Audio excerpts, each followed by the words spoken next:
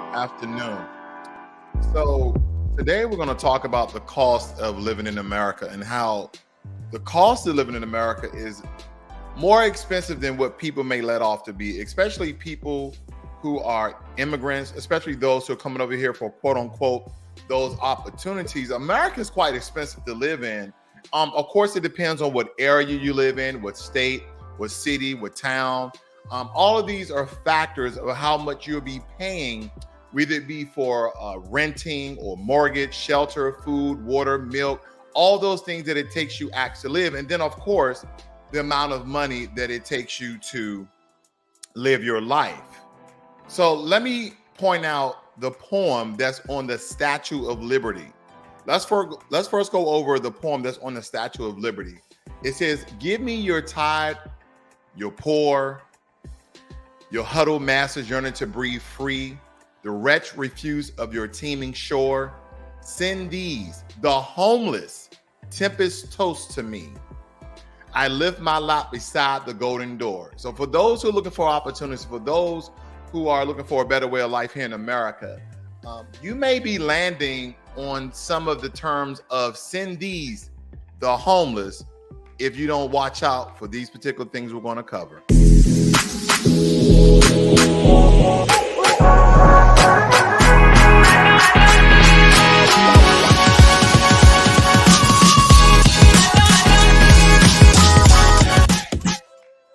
So I did a quick Google search, family, to find out what are some of the most expensive countries to live in. And for your viewing pleasure, I'm just going to blow this up. And this is current of 2022. So as we're looking at America, Canada, and Alaska, we're looking into the upper reds of either $2,500,000 a month to $4,000 a month. So you see mostly the Western European countries that are the most expensive to live in, okay? You have Canada, you have America, you have the UK, you have Australia. Then, of course, you have some countries in Africa, South America, and all through, the Eurasia continent. So, but America is number 10th on this list. But again, just to kind of like play on the poem here, bring me your tired, your poor, send these the homeless, because essentially some people are coming to America for better opportunities, thinking that they're going to live a better way of life, thinking they're going to have better opportunities to do a lot more. And in the past, that was the truth. But rapidly, America, and I've been doing some videos showing you how the system of America within itself is built upon greed when it comes to the economy. Now, it's built upon greed from the very, very beginning of this country, going back to chattel slavery, but that's neither here nor there. But we're talking about how expensive it is to live in America, and we're going to look at some of these countries that you probably not even thought of living in. I don't think too many people are heard of saying, you know what, I'm going to move to Monaco. You probably wanted to go to Monaco for a vacation. The Cayman Islands, you probably think you're going to get lost on the ship. Switzerland, you already know that's very expensive to live in Switzerland and Ireland. I don't know how to pronounce the fifth name. Iceland, Singapore, Luxembourg, Norway, and then number 10, the United States of America, ranking at number 10, the most expensive countries to live in. But yet again, there's a lot of people pointing to America. Now, there's a large population of people who are not being accounted for, those illegal immigrants. It doesn't matter what border, what ethnic group, what race I'm referring to, but they kind of fly under the radar because they take jobs that don't essentially deduct their taxes. They take, and some people are like, oh no, illegal immigrants actually pay taxes. Illegal immigrants, you're illegal in the country and you pay taxes. Okay, never mind. Yeah, that makes a lot of sense, right? But when we look at this list and we see how expensive America is, that hasn't stopped immigration. That hasn't stopped people from trying to be citizens. And you continue to go down this list of the most expensive countries to live in, year after year, month after month. People are still willing to come to America. Even on this list here, we have Monaco, Cayman Islands, Switzerland, Ireland, Singapore, Luxembourg, Norway, the United States, and then right after the United States, you have Australia and the UK. Now, it's kind of interesting that a continent like Africa, because the only reason why I'm picking Africa is because they have the largest continent with the most resources. Okay, there's other continents that are large as well, but they have the most resources. And of course, people want to talk about, the government is fraudulent, the government are scamming the people, the government are crooked. Okay, I understand all the political rhetoric, but again, one of the largest continent with the most resources has the poorest people that are going to the richest countries, that are going to the countries that is most expensive to live in. So you're going to come here and you're going to be living stacked on top of each other.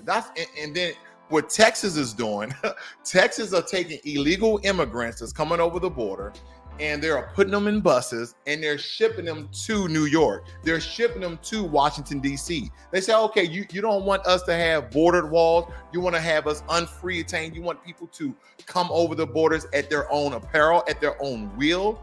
You don't believe that the most powerful country in the world should have a border? When I go to third world countries, they have borders, either national land masses, or they actually have walls and gates and fences and moats and trenches to stop people from illegally entering the country.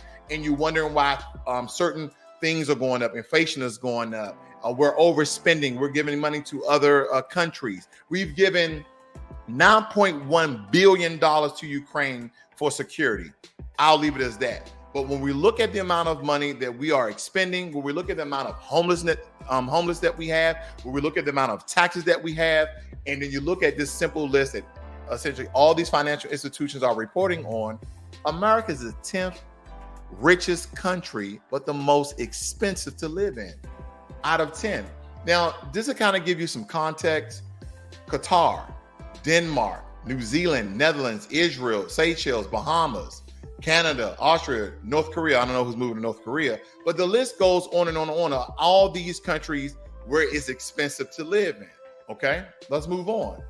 Now, it states here that the average household in the United States spends around $61,000 a year on expenses, okay, which is an average of 35% of spending on roughly $1,800 a month, and is dedicated to housing and housing-related costs.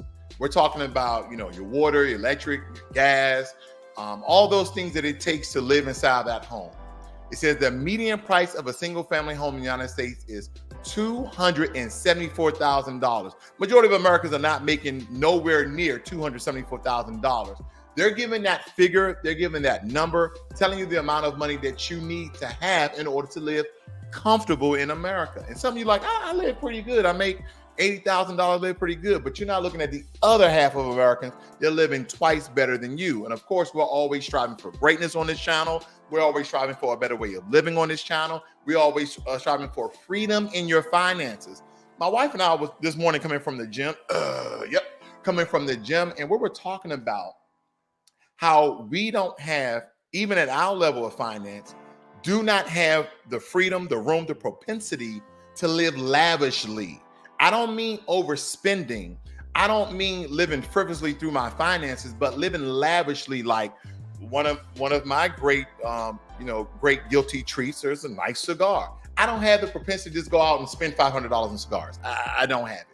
I actually have to wait till I get paid, or wait till the money start rolling in, or wait till I see profit on my business. Some people just have a surplus of cash that they can do these things. But yet again, people are not learning from the mistakes of the future, and they're still not learning from the mistakes of the past. Now, according to this report right here, 0.2% of Americans are homeless. 0.2%. But now, no one really likes Wikipedia. But as I'm looking at these countries with the highest amount of homeless per 10,000 people, now I'm looking at Russia, Switzerland, Hong Kong, South Korea, Grenada, Spain, Costa Rica, Croatia, Norway, Romania. Some of these are third world countries. Poland, Portugal. Now, Portugal is one of the cheapest European countries to live at, FYI. The capital city of Portugal, I believe, is Lisbon. We have Italy, Turkey, Finland, Brazil, Canada, Iceland, Denmark, New Zealand, India, Lithuania, Estonia, Ireland, Vietnam, and the United States of America. All of those countries I just read have a less percent of homelessness in their country. And I know what you're going to say, but their standard of living is lower than America. And for some of those countries, absolutely correct. Now, and of course, the top 10% of the people that live in those countries live better than the middle class here in America. That's neither here nor there, but I wanted to give you some reference and context of countries that has less percent of homelessness people living in them versus America. Because again, America is the 10th most expensive country to live in. And we're going to get to the taxes part.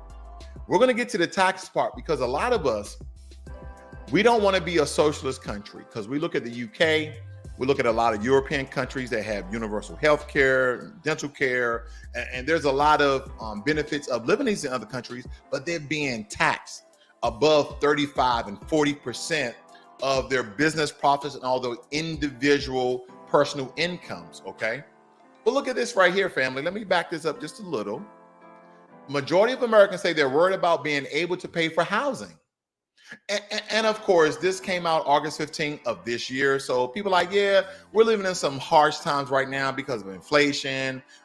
Some of the effects with the war with Ukraine and Russia are affecting Americans on some degree. But don't forget, the report came out that America, we have 100 years of natural gas and oil saved up in order to sustain ourselves. Now, a couple of months back, I gave a report that we were only receiving 4% of energy fuels from Russia. So that means that we were supplying ourselves with 96% of that. Ever since Obama started that initiative of fracking, okay, the residue of oil, using that as fuel as well, have increased our oil supply. And a lot of you then, why the hell did oil go up a couple of months ago?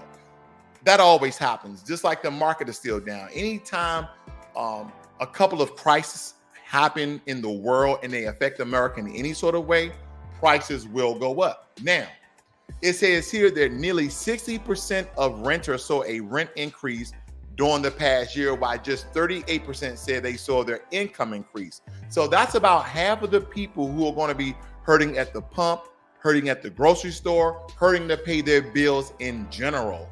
It states here that rent increased 15%, said it was a hike of more than 10%. That's an astronomical price. That's really extreme when you're living paycheck to paycheck. While 48% of respondents said they have cut non-essential items like entertainment, like we're not going to the movies, we're not going out to eat because we just can't afford it because of rising prices.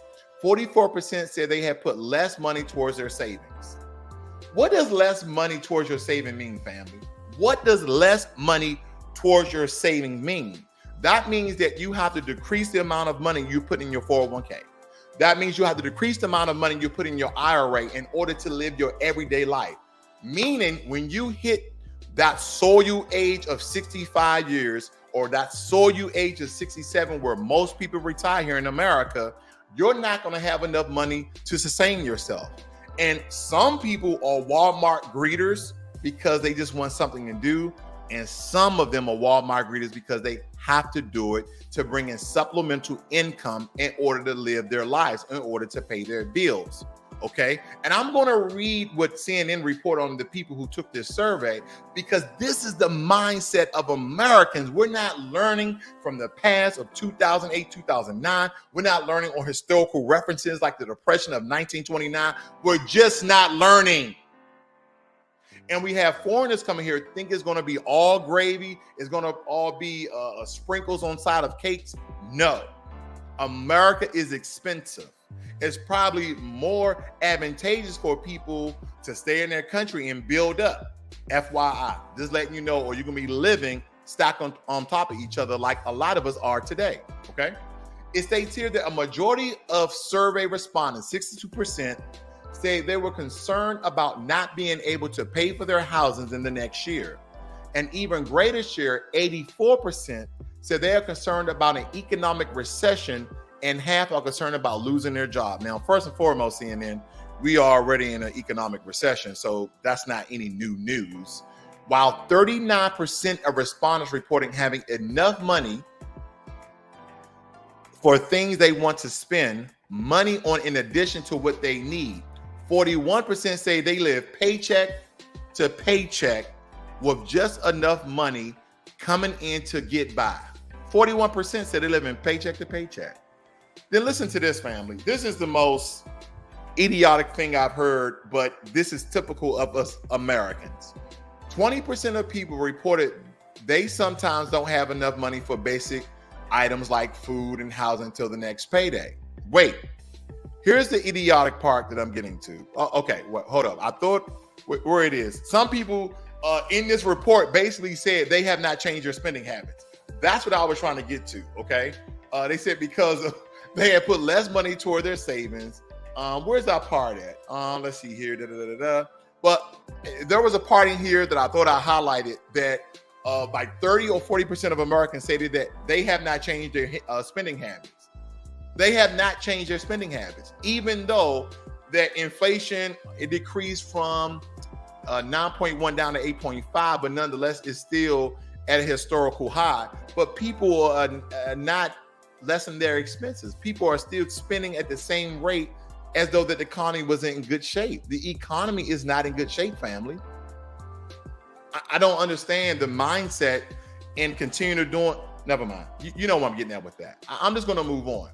Now, when it comes to taxes, this is very important. Now, we understand the tax brackets of 2021, and I'm giving you 2021, and we're going to move to 2022. I'm trying to give you some compare and contrast so you understand what I'm getting at. Now, we can go through the amount that each person makes per year and that tax rate dealing with your yearly income. So again, you guys just cipher through the list here and look at where you fall and the amount of money. I'm just going to go right down to the 37% mark of those single and qualifying Americans who are married and found jointly. If you're making $500,023 or more, you're going to be taxed at 37%. This is 2021. And of course, $628,000 or more, you're going to be taxed at 37% or more. That's the highest that we have with this tax bracket. Hopefully that percentage does not increase. Now, I don't think 37% will increase. There's a way that the IRS and the federal government likes to do things to tax people very intelligently. They won't change the amount of percent that they will tax Americans. So whatever bracket you fall in, let's say you fall in at the 22% or the 24%. No. They won't essentially increase that percentage. They will decrease the amount that you make a year so you fall into a higher tax bracket. Let me give you an example. So if you're at the 54,000, 22% tax rate, 54,201 to the 86,350, and you're single head of household, they're just going to say those Americans who are making 85,350 are going to pay 22%. And they're going to lower that tax bracket a couple of thousands at a time. Okay, let me give you another reference in case you didn't understand that one. Those Americans who are making $53,201 needs to pay 22% tax rate. That's the tax rate that you at. Because at first, those Americans who are making $54,200, okay, that $1 makes a difference. But now they decrease it by $1,000. So now those people who were in the 12% tax bracket almost double their tax rate. So they're going to be paying double the amount of taxes next year. That's if they did that this year.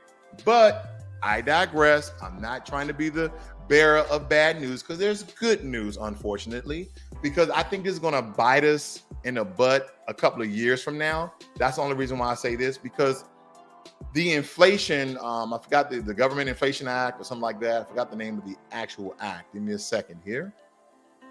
Oh, that's what it's called. The Tax Inflation Adjustment for year 2022. So the Tax Inflation Adjustment Act, that's the name of it. Now, the good thing about this, they increase the amount so those people will have some relief in their taxes.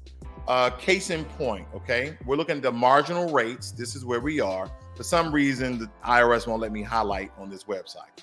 But nonetheless, it says 35% for incomes over $215,000 or $432,000 for married couples. You're going to be paying the 35% rate, okay? And as we come down here, there's a lot of information letting participants, those who participate in paying taxes, if not, they'll come for you if you don't have loopholes like your rich buddies, or you don't have an LLC or S Corp to hide certain tax, I'll leave tax shields from that and tax harvesting from that, then you probably know what I'm referring to. But what they have done, they increase the amount of money that you can essentially make, okay? They increase the amount of money that you can make at the same tax percentage, meaning you won't be taxed as much. Hopefully that clears up anybody. It says here, let me go back up here. It says the standard deduction for married couples filing jointly for the year 2022 rises to $25,900, up $800 from the prior year. For single taxpayers and married individuals filing separately, the standard deduction rises from $12,950 for 2022, up $400, meaning that they increased the rates, they increased the ranges so you can make more and stay in the same tax bracket, okay? So you're not going to be taxed more, because we understand the job market has been booming. People have been getting raises and bonuses. So you're thinking because of the rate of inflation, due to this Inflation Act, you're going to have some release when it comes to paying taxes, okay? And that should be executed for the tax year of 2022. So when you guys file taxes that year, you guys will be good to go, okay?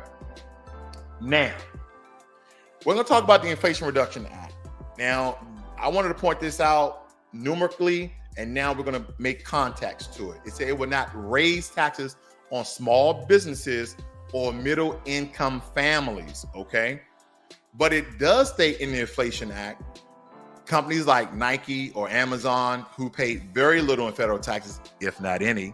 The Inflation Reduction Act also includes a 1% excise tax on corporate stock buybacks, meaning that they're going to have these large corporations, billion-dollar corporations that's worth trillions of dollars, to pay 1% more in that particular tax. But for those of you who have bought electric cars, I'm not a big proponent of 100% full electric cars. I'm now just getting to the point of hybrid cars. The infrastructure for electric vehicles are not there. Like you got to get a battery charger for your home and hang it on a wall and plug in there. Then you got to go to your Holiday Inn or your Whole Foods to find a charging place. Now, some of you people who live in certain states like Oregon and Washington, their infrastructure, in California, their infrastructure is being built a lot faster than other states like Texas, Georgia, those southern states. You know, they're not really building infrastructure as fast. They're building it, but it's not as fast. So me personally, I'm more of a non-plug-in hybrid sort of guy, because I don't want to plug in. I still want to use a little gas, but I do want to have more mileage, more MPG when I'm driving. Now, according to the Clean Energy Tax Credit, 10-year extension of the homeowner credit for people like myself who get in solar panels that's already in operation for rooftop solar panels. That tax credit also benefits people who purchase energy efficient water heaters like your tankless water heaters or your hybrid water heaters. They have those as well. Look at Home Depot. Heat pumps and HVAC systems. Very important. Now, when it comes to electric vehicles, it says that the Inflation Reduction Act also contains provisions for electric vehicle tax credits. Essentially, existing tax credits for buying a new or used electric vehicle are extended for another 10 years up until December of 2032. Those credits will apply to any clean vehicle, which, for example, now includes hydrogen fuel cell cars. Now, hydrogen fuel cell cars, is that a gas? Yeah. It's not like they're taking water, which is 2 part hydrogen and 1 part oxygen, and they're separating the hydrogen from the oxygen so you can use water. That technology is already out. It's been out for at least 10, 15 years, but a lot of those stories get covered up. I don't want to put on the 10-4 Kofi, not today, but I'll move on, okay? Now, certain cars that you guys might have been concerned with, I thought I had this put up already. Those plug-in hybrids and also those non-plug-in hybrids, they do qualify for the tax credit for energy. So there you guys go with that. Also, I wanted to point out too that the hydrogen fuel cell electric vehicles are also included in that program as well. Okay. So these things are important, family. I just wanted to give you this information. Whether you are an American or you're striving to be an American, maybe you are an immigrant, maybe you're over here on an H-1 visa. Nonetheless, just be very cognizant of how expensive it is to live in America, for one. Two, we have one of the highest homelessness rate for the superpower of the world. And three, if you're still spending at the same rate and percentage that you've always had, then I'm just going to be very professional when I tell you this. You dumb as hell. Okay? So save your money, invest your money, but most importantly, understand what the future holds when it comes to recessions and inflations in this country. So don't just go on a tangent and splurge and spend like nothing's going on in the world, or you're going to end up homeless. And just a quick disclaimer, I have nothing against homeless people. Some people in America actually choose to be homeless, okay? But for those who made bad decisions financially, I guarantee those people do not want to be there, and we should be learning from their mistakes, all right? I'm going to look at some of your notes here. I see Jermaine Anderson in the room. Thank you for moderating, sir. We have Brent C. I see my buddy Dapo in the room. He says, don't forget trying to force people to buy electric cars they cannot afford. Absolutely. I'm glad you brought that up. Electric vehicles, family, are very expensive. I'm thinking the cheapest you can get an electric vehicle, I think is the Model 3. They say $35,000, but majority of people pay $40,000. And if you're not in the market for a $40,000 car, don't be in the market for an electric car. Okay? It just don't go together. Okay? Of course, Jermaine Anderson, if you're new to this channel, Financial Literacy 101, where I give financial and political commentary, please subscribe and like this video. Okay? And like mean like or dislike. You know, I'm neutral here. Also, Dapo says, with people that have small businesses that's going to a different tax bracket, which means higher. Absolutely. Good point out there, Dapo. I see my buddy Lawrence there. What's going on, Lawrence? He's another subscriber, Ricky Manor channel, one of my good buddies. I go over to his channel and parlay with him. Dapo also says, I like hybrids. We don't have enough electric grid to sustain the electric car, and California electricity has been sustained by Texas. Absolutely. Good points made. He also states overpollution of battery cells is going to be a problem. That's going to be a problem within the economy. We're not even speaking about the Green New Deal. We're not talking about droughts in China, droughts in America. There's been flooding in Spain, droughts in China, droughts in America. We're talking about there's a large carbon footprint that's made by these electric batteries, because to this day, there's no infrastructure. There's really no plant that knows how to recycle these batteries, right? They're now considered toxic waste. So I read a story. I was on a news channel earlier. Because of the droughts that they have in China, they have $4 million worth of crops that was destroyed because of droughts. They have their lakes and natural water sources lowering because of the droughts, because of the heat, because of the humidity, all of these things that we've been talking about for years of global warming. Guess what China plans to do? Now, I'm not here to beat up China. I have nothing against China, okay? I'm not a Democrat, I'm not a Republican, so nothing political here, but I'm just give you the truth and evidence as we know it. First of all, China, a man from China, I forgot the exact year, so please bear with me, went over to Africa with Ebola. But they would like to tell you that Ebola started in Africa. No, there was a man who actually was what they call him, Agent Zero, Agent One, Patient One, I don't know what they call it. But he went over to Africa. He was the first person who had Ebola. Then when we look at SARS, look at China. When we look at COVID, look at China. Now, some people believing that the monkeypox is from Africa. I'm not saying it started in China. I'm just going to say, look at China. Okay, a lot of these respiratory diseases actually started in China. If you just do your research, family, you will see facts over fiction, evidence over telling lies. That's where I'm at in life. And a lot of these diseases and viruses unfortunately started in China. The new news I found out about China is staggering. Because of their droughts, China is planning to use chemicals to induce rain.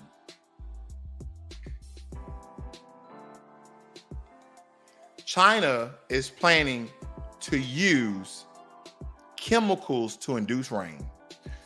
They had a plane, I think at 30,000 feet, that's majority above the clouds. That's why most airplanes fly 30,000 to 34,000 feet above the clouds. So they don't have too much turbulence. And they had these long hoses sticking out the back of I think a C-37 or something like that, spraying whatever chemicals to induce rain.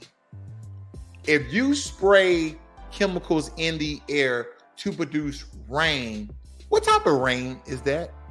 That's toxic rain, is it not? That's chemical, I don't know if that's a proper term, but chemical rain or toxic rain or acid rain. I remember when I was really young, growing up in Washington, D.C., I used to, when it rained and I was already, soaking wet, I used to just drink rainwater. A lot of us did it as kids. Yeah, drink some water. Okay, I drink the rainwater. Family, don't drink the rainwater no more. Don't drink the rainwater. Lauren says, yeah, I heard the droughts are bad. Yeah, they're absolutely bad. A lot of their crops. And just to kind of, I don't want to spotlight China too much. Again, I have nothing against the country at all, other than the viruses that came out of there. Let me see. I'm just going to type in China chemical rain. Because a lot of times people just think people on the internet gaslighting other countries, talking bad about other countries. I'm not that guy. So I'm just going to go to other news sources that point this out. Here we go.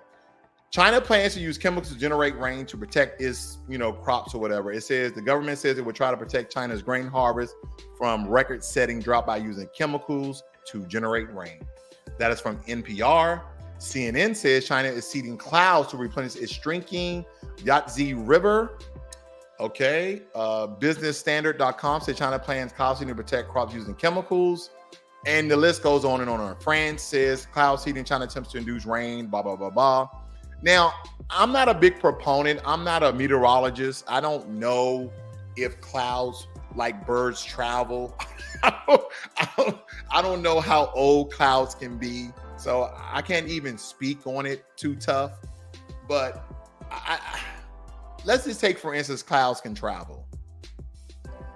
Eventually, those clouds will be here. But I don't know, okay? I'm speculating. I'm just having a little bit of fun with it, okay? I see Drico in the room. He said, if we've been honest, doesn't the U.S. do the same thing? I don't know. You know what? Let's look it up. I got a couple more minutes here. Let's look it up. Good old USA. Because if we're doing the same thing, then we all in trouble, family. We should have, we're not been using drinking rainwater for quite some time now. See, the U.S. EPA says, oh, you guys can't see it. What is acid rain? It says acid rain results when sulfur dioxide and nitrogen oxides are emitted into the atmosphere and transported by wind and air currents. Okay. Does the U.S. still have acid rain? States here, the story of acid rain from the 1970s is preserved in the newspaper headlines, textbooks, and turns out that the soils of the northeastern United States, 40 years after humans first began tackling the problem, the impact of acid rain still lingers in New York, Vermont, New Hampshire, and Maine, according to a study.